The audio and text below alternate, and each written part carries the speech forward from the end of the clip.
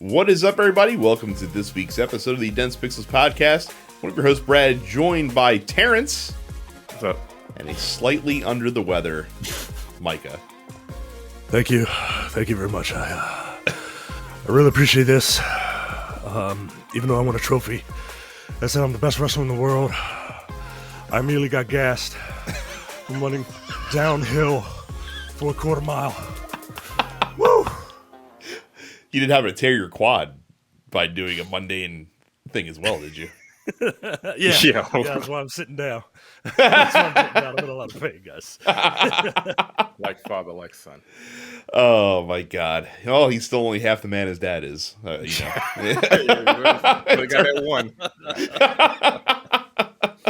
So I bet you Shane McMahon could probably grow a better mustache, though.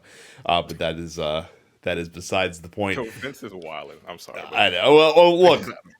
There's Wrestlemania talk later. We're going to talk video games first. We'll talk wrestling after. I think most of the post office questions are wrestling related as well this week, which is fine. But it was actually a big couple of weeks in video game news. So the slowest death, but the most inevitable death in video games seems to finally happen last week. So what happened was Ubisoft put out an announcement. It was leaked, and then they confirmed it that they were pulling out of E3. And people, surely, like in the wake of that, we're just like, oh my God, like what does E3 even have anymore? Like can they even bother, going on this year? And then sure enough, it was reported late last week that E3 2023 has been canceled. And most people are taking that to assume that E3 is probably gone for good at this point. And I think that they're probably correct. At least E3 as we knew it previously. And I think that this was inevitable. Regardless of COVID, I think COVID accelerated things a little bit, but I think this would have happened anyway, because I think people forget that E3 started as a trade show. Like, that's literally the show that all the game publishers would present at to retailers. That was its original conceit. And basically they would show off their holiday lineups to retailers in a bid to win shelf space. And that's kind of what it was for. And it evolved into essentially like an industry presentation with very limited access for fans. And I think as the video game culture has shifted to being broadly more digital, I think as there's been other better in-person events for fans that have popped up over the years. And then as Jeff Keighley has come along and basically eaten E3's lunch and created Summer Games Fest, which is basically what E3 is, but, for a modern age, for a digital age. I don't see any way this could have survived much longer than it already has. Yeah, these things are a pain in the ass. I never want to go back to another Comic-Con. It just is so like Jay and I were deluding ourselves into thinking that going to Comic-Con was like this really big thing, right? Like it is, but like it's not. It's not worth standing in line for 10 hours to get into an airplane hangar and then sit there for hours upon hours, because if you leave, you might not be able to come back in. And it just, this stuff is not, and I can only imagine E3 is just as bad, if not worse. I don't want to stand in line to play an unfinished game for a couple of minutes and then it's fine. It's fine. Like the pyre, and send that boat out into the ocean and be done with it. Yeah. I went to E3 once. I sat in line to play Mag, guys. Terrence, how was the line long? It supports 128 people at a time. Oh, okay, sure. I sat in line to play Mag. I sat in line to play Demon Souls. That was the same year that Demon Souls was about to release, which was I got my ass kicked pretty handily in that game because, like, again, that was their first game into that foray of just ridiculously difficult games. Yeah, I don't like standing in line, and like some people do enjoy it. And like the whole presentations that they have at E3, like there's no guarantee that you're going to be able to sit down at those because there's a billion people there, and those are usually just for industry people. So like that part you miss out on if you're just like part of the public. So you're just kind of sitting around. And again, you said that COVID accelerated it. Yeah, I feel like people don't like being around each other at this time, at this point in time, like in giant spaces. And of course, there's the Summer Games Fest, and every single big company has their own. Like Nintendo has Nintendo Direct they've been doing for years. Sony has their whatever the fuck they call that shit, and Microsoft just the state of play. The state of play. Yeah. Which sometimes like their state of plays have been pretty terrible lately. Like they've been I don't think any state of play has ever truly been great. I don't remember walking away from a state of play being like, man, that was like a monumental state of play. Maybe before, and I don't even know if that was state of play before Uncharted 4 came out. That was I don't know what that was called before. No, that. I don't think they were doing it that early. If I can recall correctly. When did Uncharted 4 come out, or was that the last? Was it The Last of Us 2 or Uncharted 4? There was one. Last of Us 2 is probably the one. You're thinking of. I bet.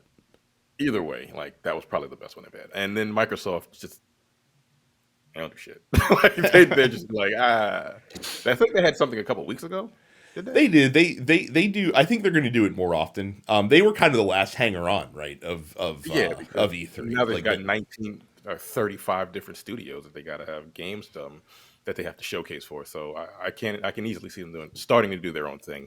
So yeah, I like Summer Games Fest a lot because you can watch it at your own leisure. You don't have to sit there for like the 3 days that E3 is going on. Like I thought E3 was done honestly before they even said this. To be perfectly honest with you. So, I'm older. I don't really care anymore. I don't really need that spectacle for video games. Just show me the game and tell me that it's coming out in like 3 months. I don't need you to tell me the game is coming out in 2 years. And I don't even think like young people who like they don't care, right? Because they grew up in a digital age where everything is on demand. So they don't care about this. So yeah, man, like it was look, I got some fond memories of sitting there at 6 p.m. waiting for the Sony press conference to begin, and but like I was watching Stephanie Sterling's video on E3, and she was just like, "Yeah, there's a lot of cringe in E3," and yeah, there really was, yo. Like there really was for every PlayStation 4 is going to be $299 moment in E3. There were definitely 5 like very cringy, like Ubisoft's presentation hosts. Mr. Caffeine. Whoa, I'm crazy. Like, yo, it's a bunch of dorks, yo. Like, keep your premium blend stand up like over at the coffee shop, man. Like, this is a bunch of premium blend. Micah, you are dating yourself so bad. Like how many of our listeners is that reference gonna just fly completely over? We got listeners that are probably our age. Right? They've been they've been listening to us for 10 years. Granted, if they were like 15 when they started, that means they would. Oh shit. Anyway, no, like I said, I will. I mean, like Micah said, like Terrence said, like the memories of I used to literally take a couple days off of work when E3 came around because it was fun just to sit there, camp out in front of the TV all day, and turn into fucking G4 or Spike TV, whichever one it was on, and just watch all those press events and how about ZD TV? Huh? There you go. God damn. And again, like we've live covered those press conferences on this podcast before, and that was tremendous amounts of fun as well. But again, in this day and age, on demand is where it's at. Having a live stream at a reasonable time of day not 10 o'clock in the morning East Coast time, is also pretty nice. And again, like it's fun to watch it live, but if you miss it, no big deal. Come back, wait till you get home, tune in, do what you got to do. I think Jeff Keighley just fucking figured it out, man, and he figured it out before they did, and it just put them in an impossible position. I think that we'll still see the E3 name come back in some way, shape, or form, but I think the event itself is going to be very different than what we're kind of accustomed to seeing. I could see it turning into more of like a PAX-ish type of show, which would make sense because ReedPop, is the ones running it now. So I would expect that they would probably try to make it very similar to shows that they are already doing. So interesting news. Like I said, I think we all, to Terrence's point, thought this had already happened. It turns out that it hadn't. But yeah, E3 gone for good, and to which I say, okay. Yeah. And Jeff Keighley nailed it because he's a gamer, right? Like, suits don't know what the fuck gamers want. Like, clearly they didn't, because those fucking presentations were ridiculous. Dude, Jeff Keighley has just been like savagely dunking so hard on E3, but not like overtly. Like after this announcement was made, like he posted a tweet like, "Oh, like I'll never forget how important E3 was to me growing up as a young gamer. Like here's a picture from my first E3," and it was him like standing next to some guy in like a Duke Nukem costume, and just kind of really laying it bare for everybody, just being like, "Yeah, it's old. They didn't evolve with the times, and that's why they are where they are." So. Safe home to E3, as Micah would say. No. E3 can go. I don't give a shit, man. E3 can rot. So, Micah, I won't make you talk too much. And I feel like there's not a lot there's not a lot to say except that this is just a really good remake. But you've been playing the Resident Evil 4 remaster or a remake, not even remaster, remake.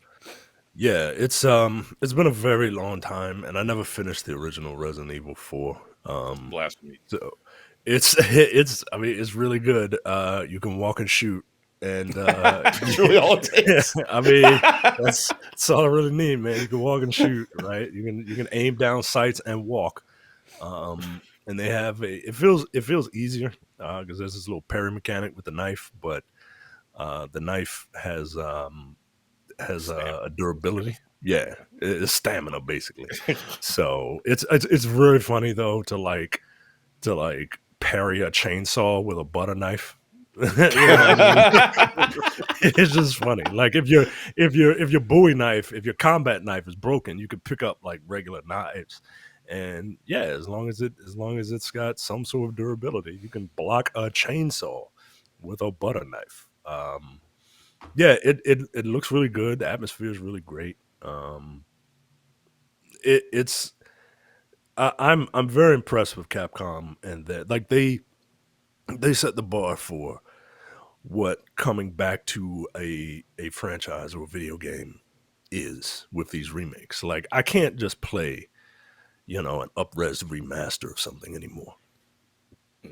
Like it's got to be some love and care. Now look, if I can get a Resident Evil 5 remake where Sheva has like some color to her, or like she put some lotion on, because it's hard to light black people, but apparently it's hard to light them in a video game engine too, because Sheva just it's like, what are you doing? All the black people in there, they look Arab, they look, Sheva looks. They didn't want to make her too black, but like they wanted to make her black. Like, and then Chris is just like yoked for no reason. Like that's still odd. I'll never forget when I'm like, that's Chris. What? But yeah, now where's my Resident Evil 5 remake? And then I'll be happy. I feel like Capcom's probably in a crisis of faith right now, because like naturally, like that's the next step, right? But I have a feeling they're really like, all right, well, what's the next remake project we're doing for the Resident Evil series? Like, look, for some reason, like we're doing 5, right? And they're like, like I feel like we can probably go back and check out some of these other ones before we get to 5. Yeah, they'll do Code Veronica before they do 5. Like I really want them to do a Code Veronica remake. Right, like exactly. Like they do a 5. They'll do a Code Veronica before they do a 5. Very good. All I can think of when you're talking about deflecting, a chainsaw with a butter knife, just thinking like the last scene in the first Lethal Weapon where like Gary Busey has like a giant fucking like pole and Mel Gibson's like deflecting it with a nightstick, basically. His forearm. Shit is ridiculous. I'm not going to make Micah do the ads real quick because that would be rude. Because like I said, he's a little under the weather. So I'm going to tell you to go to densepixels.com/fans. From there, that gets you an invite to our Discord, which you can go in. We have a lot of shit going on in Discord all the time. We're, of course, talking with you listeners of the show about the latest in gaming news. But we also talk about wrestling. We have a whole wrestling channel. It was popping in there this weekend during Wrestlemania. We have a soccer sub-channel. We have a F1 sub-channel. We have a looking for games sub-channel. If you're looking to play with some other folks that also listen to the show, we've got it all. And you can, again, check that out by going to densepixels.com/fans. You can subscribe to the show on YouTube by going to youtube.com/densepixels, where we put this podcast out in video form every single week. Make sure you hit the like icon when you're watching. Make sure you ring the bell after you subscribe so that you're notified whenever we post new episodes, usually the morning after we record, most weeks. We have other podcasts that are in the TNP Studios network as well. You can check them out, and you should, because they're all great shows for free. You can get the Nerdpocalypse, Black on Black Cinema, Coming Distractions, and the weekly preview episode of the Look Forward Political Podcast. It usually lasts about an hour or so. And if you're like, man, like that TNP Studios network, they've really got it going on over there, I just want to throw money at them, we encourage that. And you can do that by subscribing to our premium feed of shows by going to densepixels.com/premium. We're $5 a month or $50 for an entire 12-month period. For you math wizards out there, that's 2 months free. That gets you access to our premium shows, which includes the Area of Grievances, our Seinfeld podcast, No Time to Bleed, our action movie podcast, The Men with Golden Tongues, our James Bond spy movie podcast, Upstage Conversation, where we review movies and musicals, and full episodes, usually lasting about 90 to 120 minutes, of the Look Forward Political Podcast, which we released the whole episode for free last week, which we do every once in a while just to give everybody out there a little taste of what they're missing by not being behind the premium curtain. So again, check out the premium shows. You can check them out by going to densepixels.com/premium. This week, as the Activision Microsoft merger turns, the way that I titled this is "The Worst Person You Know" has made an excellent point. Bobby Kotick has felt it necessary to wade into the arena, where he basically said that he was disappointed in Sony's behavior, disappointing behavior from a partner that they've had for almost 30 years, but we will not allow Sony's behavior to affect our long-term relationship, is what he said. That's a snippet from an interview that he gave about the Microsoft acquisition that they're trying to pull off of Activision right now. I mean, he's not wrong. Right? Like, he's just the last person I want to hear saying shit like this. It's about PlayStation being angry that they might lose games, or just fighting it so hard in general, which I also don't disagree with Sony for doing either. I totally understand why Sony is fighting this tooth and nail. They're trying to extract every concession that they can out of this deal that they in no other way have anything to do with. Yeah. Honestly, I don't give a fuck. I just don't care. Like, it's gonna happen. Like, there are going to be some exclusive games on Xbox. That's fine. But they're not going to lose the biggest. I highly doubt they're going to lose Call of Duty. Right? I don't think they're going to just take Call of Duty away from every other system. That's silly. Not right away. I mean, yeah. How much longer is Call of Duty? I mean, I say that, but it's been a thing for the last 15 years. Yeah, so, it's been going strong for a long time. I don't understand the NBA 2K Call of Duty people. I don't.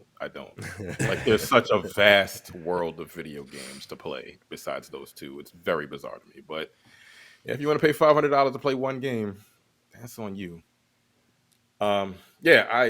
Look, he's right, but at the same time, like you said, Sony, they have a right to be a little bit pissed off.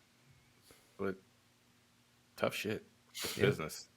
You know what I'm saying? Like, It is business, and that's the thing is that like this is the kind of knockdown drag out shit that you often see in corporate mergers, and usually most companies will make acquiescence to other folks just to make the medicine go down a little bit smoother. It's not right. I uncommon. highly doubt Microsoft is going to like suck my dick from the back of Sony. Like we're done. Like Well, we're they not going to did. give you They anything. did. That's kind of They did put out a comment in a court filing that said, 10 years is plenty of time for Sony to develop their own Call of Duty. Their own I mean, Call it of Duty is. game. Yeah, they're not wrong. Bring back SOCOM. What the fuck? You could. Yeah. Call it Everyone loved like that. call it like shriek of obligation or some shit, right? Like just be blatant with it. Yeah. And to your point, Terrence, is that this is going to be finished. More news came out that basically the CMA, one of the regulatory bodies that they have to get approval from for this deal to go through, basically said that, quote, the Microsoft Activision deal will not result in a substantial lessening of competition in relation to console gaming in the UK, essentially saying that if this deal goes through, PlayStation will certainly not be in the lurch by any stretch of the imagination, which is exactly correct. And whereas some industry prognosticators were feeling a little bit bearish on the deal going through, this has completely swung things back the other direction. Now most people are thinking that it's pretty much a done deal at this point. Like, how's it going to affect the consumers outside of? Because that's the most important thing, right? How does it affect the people that buy the games? Yeah. Outside of them having to purchase an Xbox or a PC, because all of this is also going to be on a PC, and they have streaming. Like Microsoft makes it very easy to play their games. Sony, you know what I'm saying? Like they make it very easy to play their games.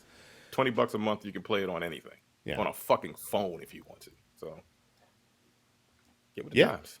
Yeah, you're not wrong at all. I don't know if you guys saw this story. I didn't put it in the docket, but I figured we'd mention it.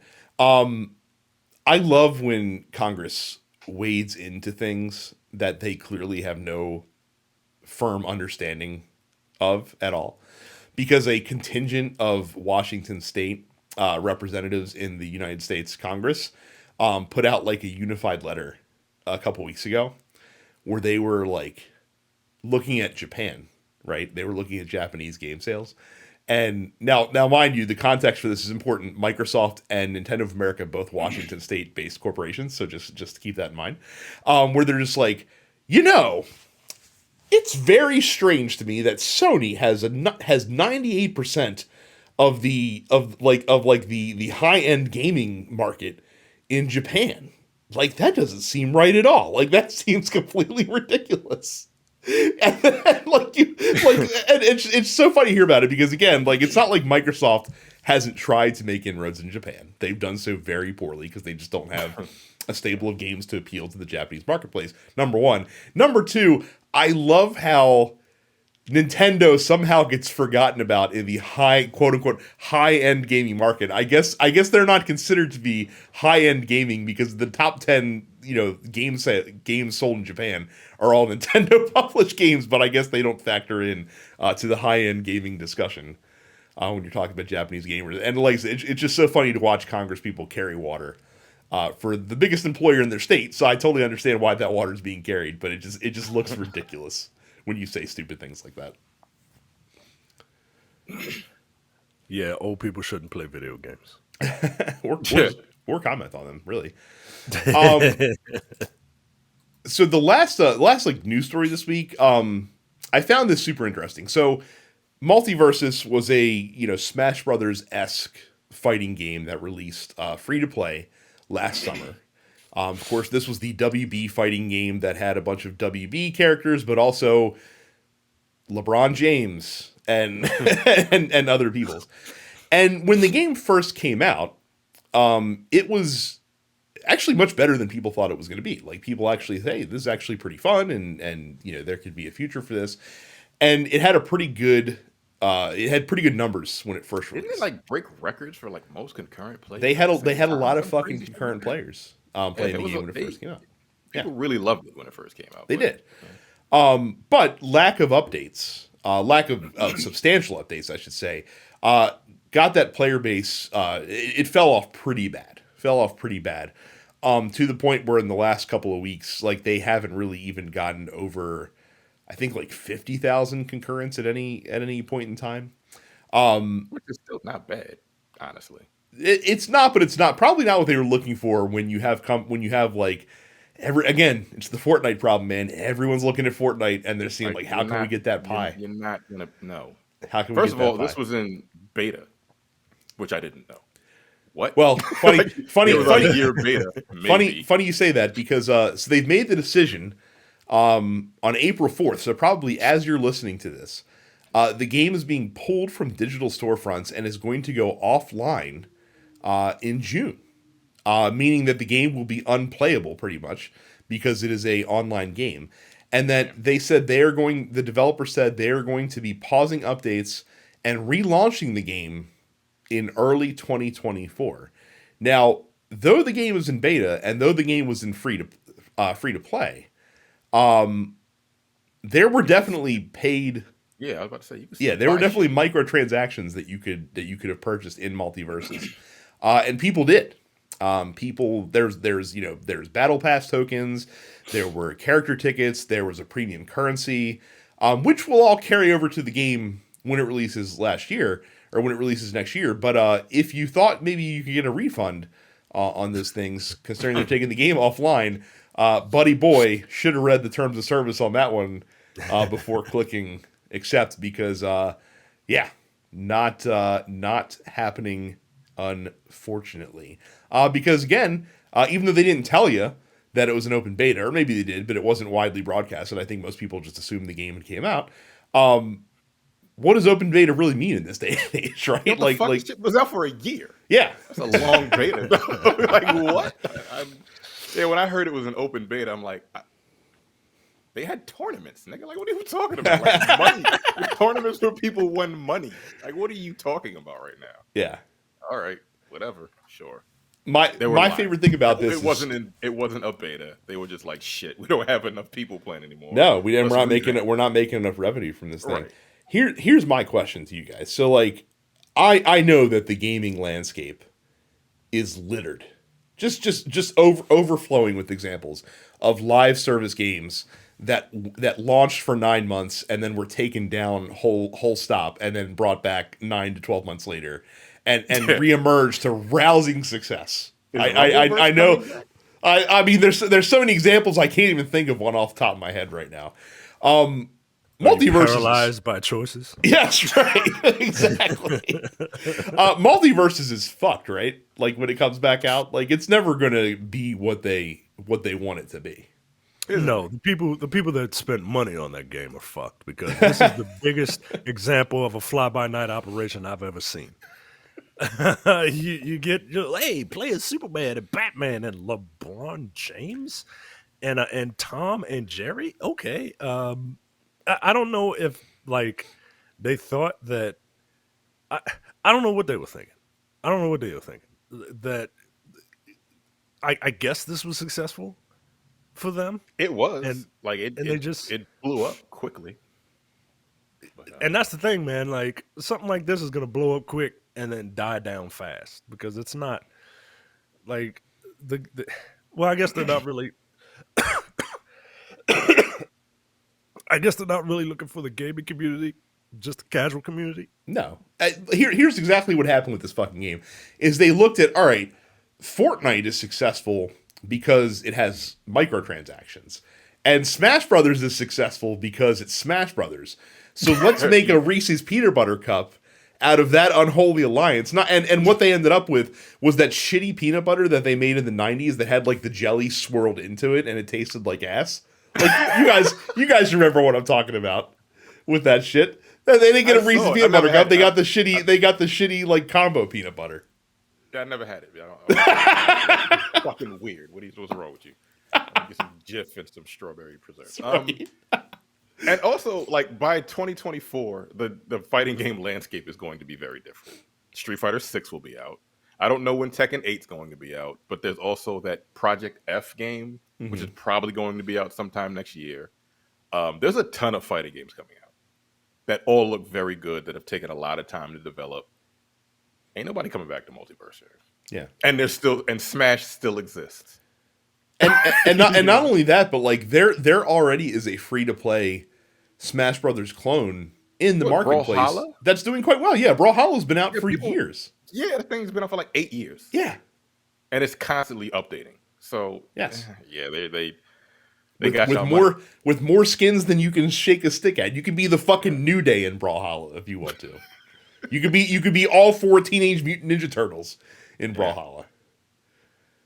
Think of a better combination. I can't.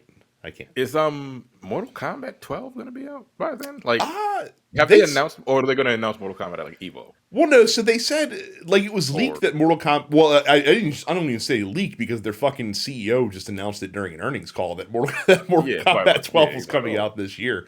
I would assume that we would have had maybe Ed Boon saving the big reveal for Jeff KeighleyCon this summer. That would make sense to me.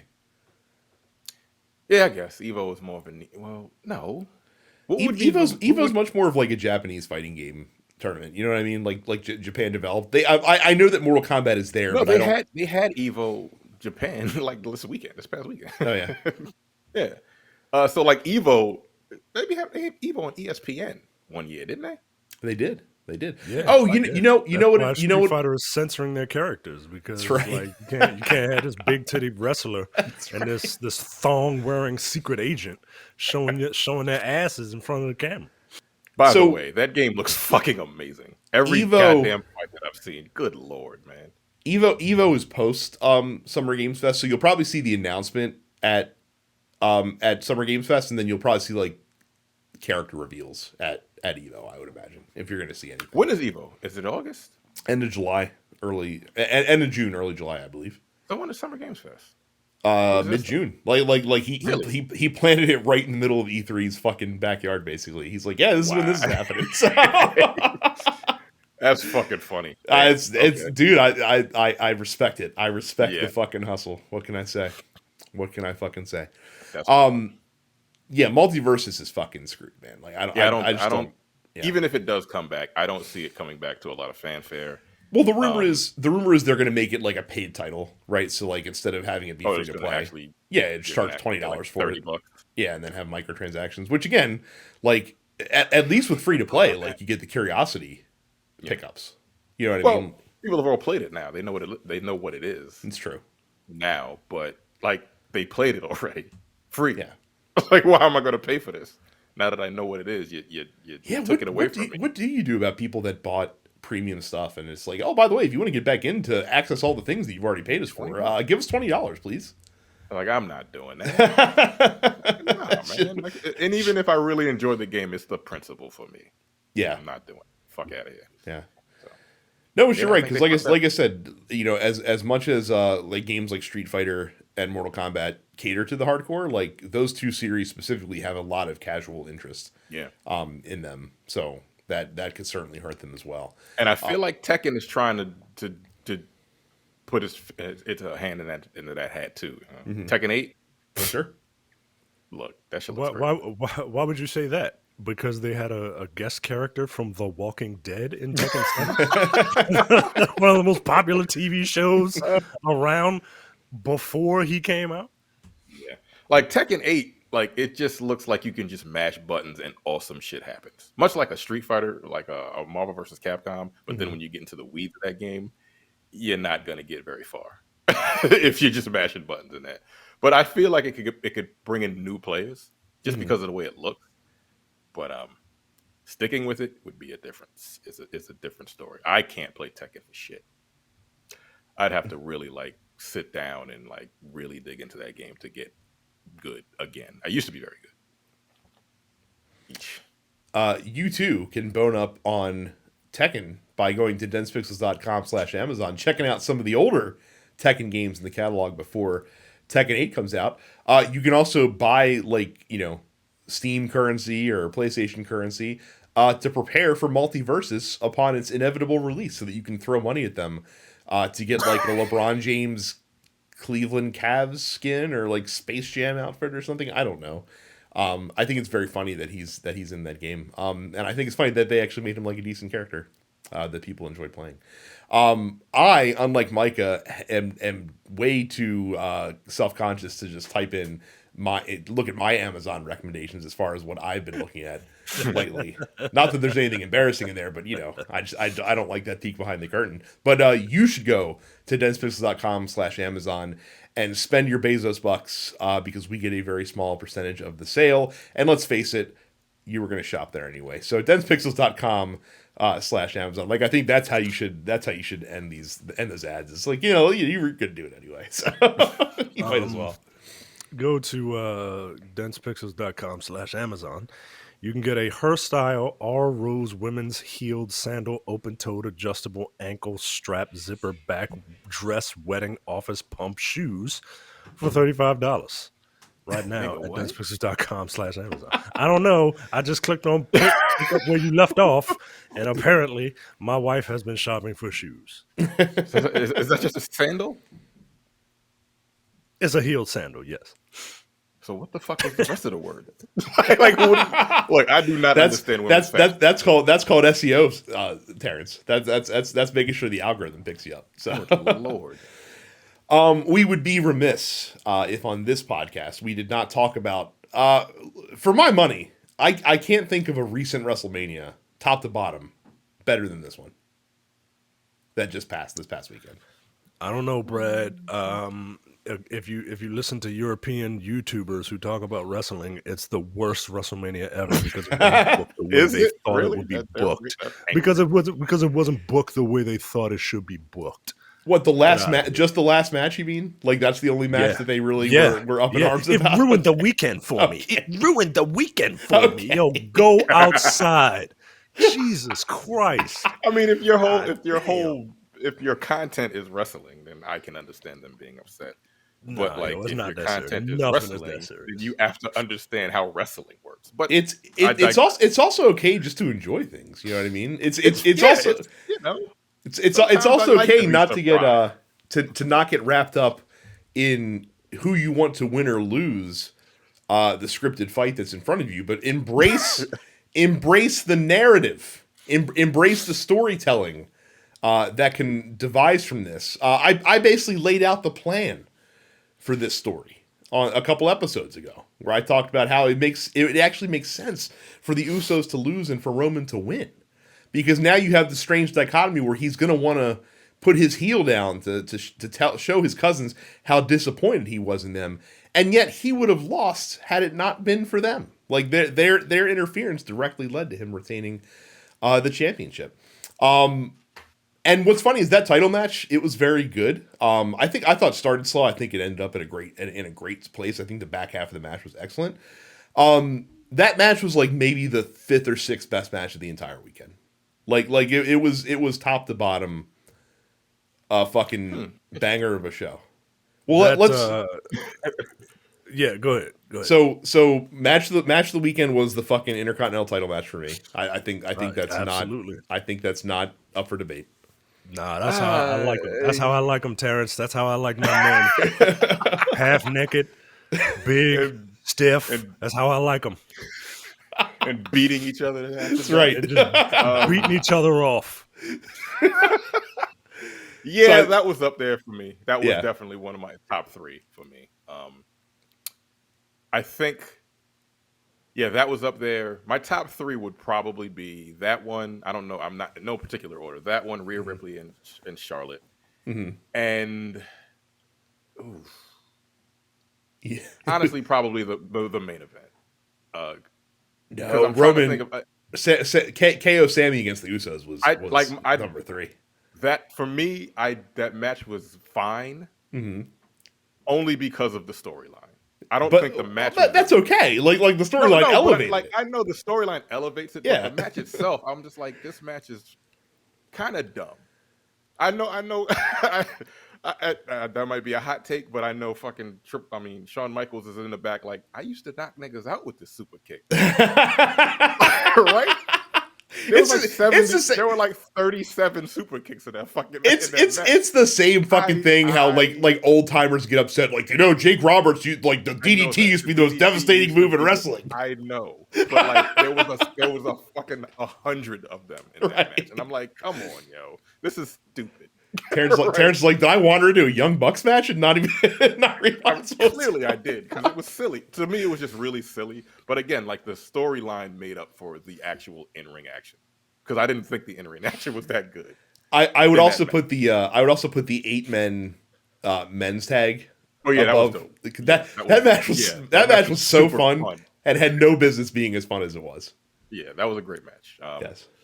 That's also up there for me. The rest of them, I liked the like I love Bianca Belair, and like the crowd kind of fucked that match up. It was a very good match, but like the crowd wasn't behind it, right? You know why? Because it came after the best match of the night. It followed the fucking the fucking Meaty Men meat slap fest. He tweeted, "Yo, this might be my favorite match ever." Jesus. Here you go, ladies. Like, god damn. Yeah. I think what's interesting, and this is not Bianca Belair's fault, per se. I think she's difficult to...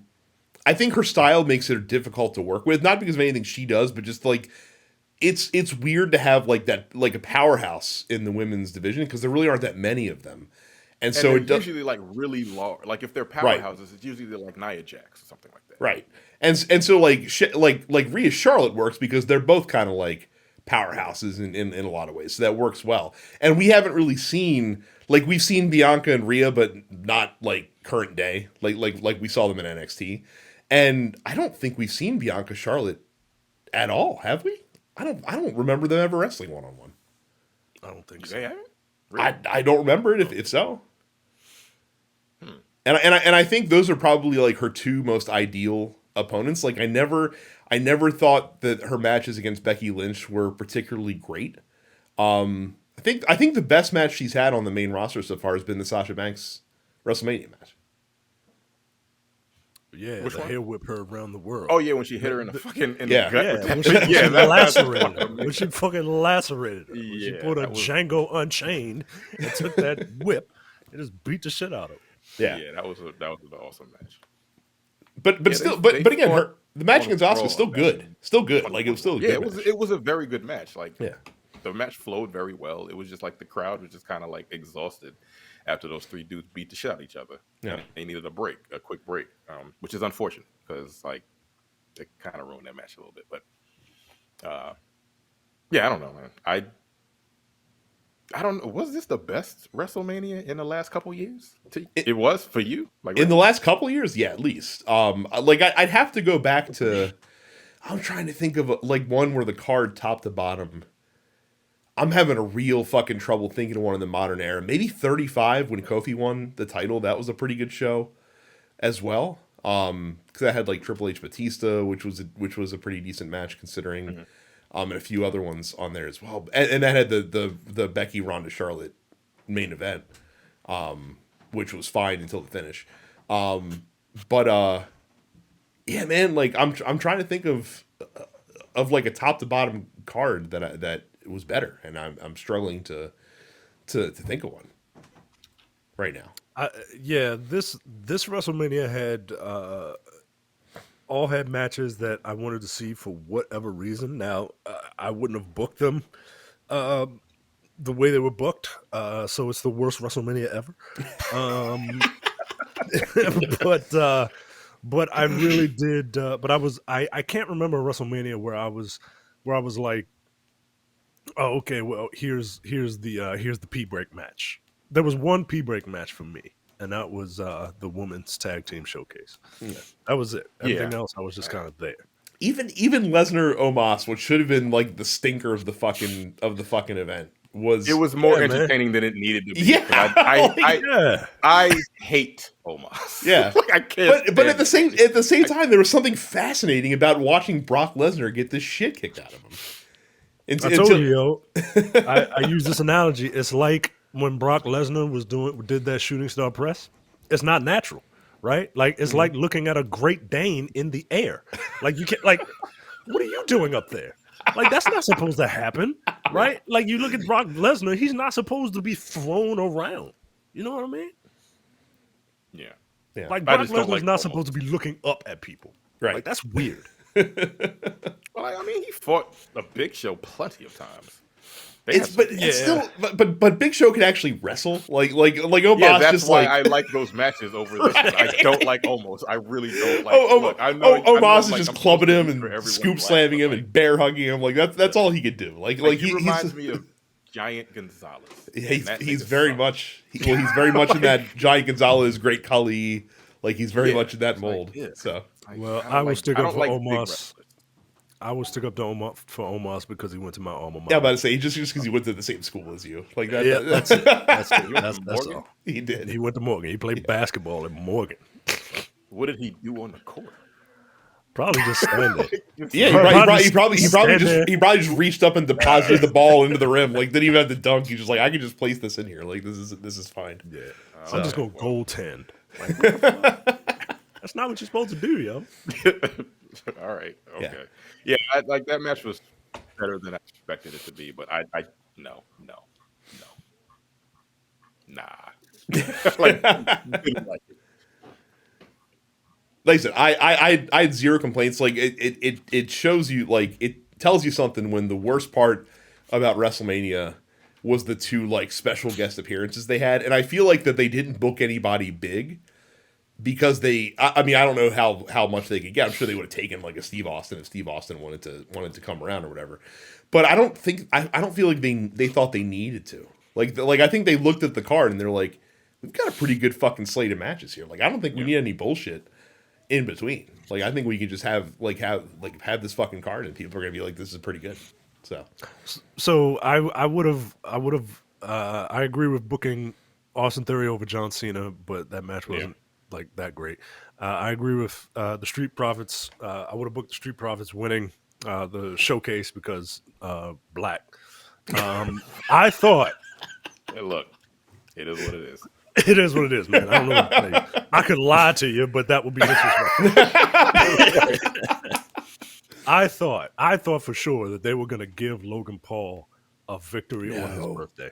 I thought they would. I thought they would. I like two reasons. One, much like wrestling in your hometown, you're guaranteed to lose in WWE. I would imagine the same is true when it's your birthday. Number one, and number two, I feel like Seth Rollins might find himself back in the title picture sooner rather than later. So he needs to have that win. Trish Stratus still looks amazing, and Lita and Becky Lynch. I'm not a big Becky Lynch fan. That was the only match that I disagreed with who won. I think it should have been Damage Control, but that's because I think that Bayley should be like the top heel in the division too. I agree. I would have had Dominic beat Rey Mysterio, yo. I would have had I could have sworn. I could have sworn through some shenanigans, right? Like he's not gonna out wrestle Rey Mysterio, right? Yeah. But through some shenanigans, I thought like what father wouldn't put over his son, right? Like apparently Rey Mysterio. But nah, you want nuclear level heat on Dominic? Let him beat the world's most famous luchador. And just be like, I'm Mysterio now, or whatever, right? Like, Rhea Ripley and Charlotte, yeah, of course Rhea Ripley should have won. I thought she would have won also because, like, in order for Charlotte to get 16 wins, she's got to lose at least 15 of them. So, Pat McAfee and The Miz. That belt's not old enough for her to be fucking 15-time champion. That's nuts. That's ridiculous. I mean, you're right. She's 14-time champion. So. Yeah. Like it's silly to me. Like that's another like silly record. Like remember that's only because her and fucking Sasha Banks hot potatoed that shit for like 5 weeks back and forth like 3 times. I'm like, come on, man. Like it doesn't mean anything at this point. Like the belt is 6 years old. Come on, like stop it. Pat McAfee and The Miz. I mean, I didn't. I wasn't expecting it, and The Miz must be loving life, yo, because like he must be just love like just being in the wrestling business. I mean, he's married to Maurice, so he's probably like, I don't give a fuck. Yeah, let Pat McAfee, let a punter pin me. I don't give a shit. I'm gonna go home and pin my wife. And Kevin Owens and Sammy, yeah, they needed to defeat Jimmy and Jay. They got me though in that match. Like they did. I fully thought that Kevin and Sammy were gonna win, and then when that 1D happened, I'm like, oh no. They fooled me on the 1D. They fooled me on All that. right. I will admit. Night 2, I would have booked Brock Lesnar to win, but MVP to call out Shelton Benjamin and Cedric Alexander to try and beat down Brock. Brock throws them around because that's what Brock does to people who are shorter than him. And then all of a sudden you hear Bobby Lashley's music, and then he comes down, and Brock is between Bobby and Omos, and they just beat the shit out of him, and then they reform the Hurt Business. That's what I would have done because I liked. I mean, I like the Hurt Business, but I feel like those guys need to. I feel like those guys need something, right? Bobby is just kind of like there, and Omos is like they're not going to get rid of Omos because he's a freak, right? So I was hoping for a Hurt Business reunion. The women's showcase. To be honest with you guys, I really didn't care about it. I mean, again, the match was fine. It was a perfectly cromulent match. That's what I'll say about that match. So.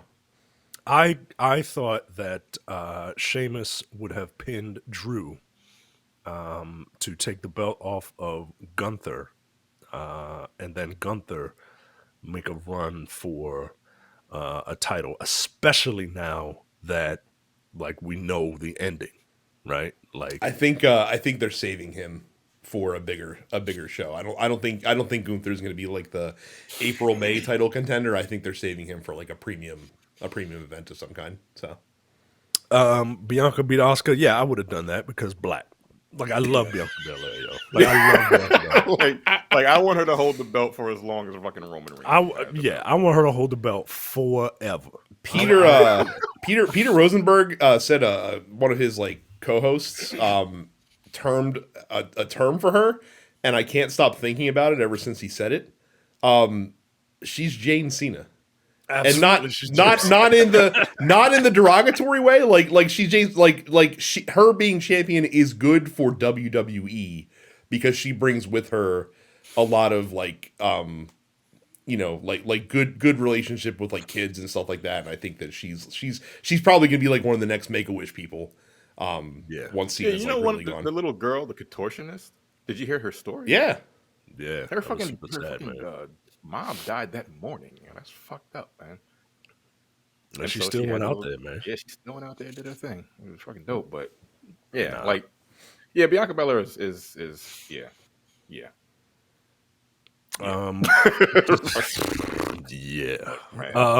Snoop Dogg beat The Miz with just the absolute worst looking people's elbow.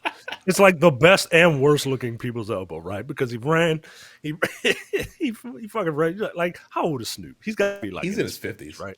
Yeah, and almost, if not. And I feel like Snoop has like that Mr. Glass disease where he's got like brittle bones, right? Because he's just like he took a little trot to the ropes and then he came back. And then it looked like he slipped on a banana peel and did the elbow. It was fucking hilarious, man. I'm telling you, I can't imagine a more disappointing, surprise return than Shane McMahon. That shit was hilarious. It's fucked up what happened to him. It's really terrible what happened to him. But I'm like, my nigga, come on, dog. Like, how you blow out your quad doing a leapfrog? Sit your ass down. You done. Like, you're 50-something years old. You're done. I want him to come out on Raw tonight and just like leave his tenors and his baseball jersey in the middle of the ring to open the show. It's the theme song, yo. Everybody loves that theme song. That's why he gets a pop all the time. You know what I mean? He's 53. He's 4 years younger than the Undertaker, yo. Come on. He's also the greatest wrestler in the world because they had a tournament and he won it. Yo, when he was breathing hard when he got in the ring, I was like, "Come on, yo, what are we doing? What are we doing? Jesus Christ!" I just was screaming like Michael Cole, "Vintage Ultimate Warrior!" Like screaming from the fucking commentary desk. Uh,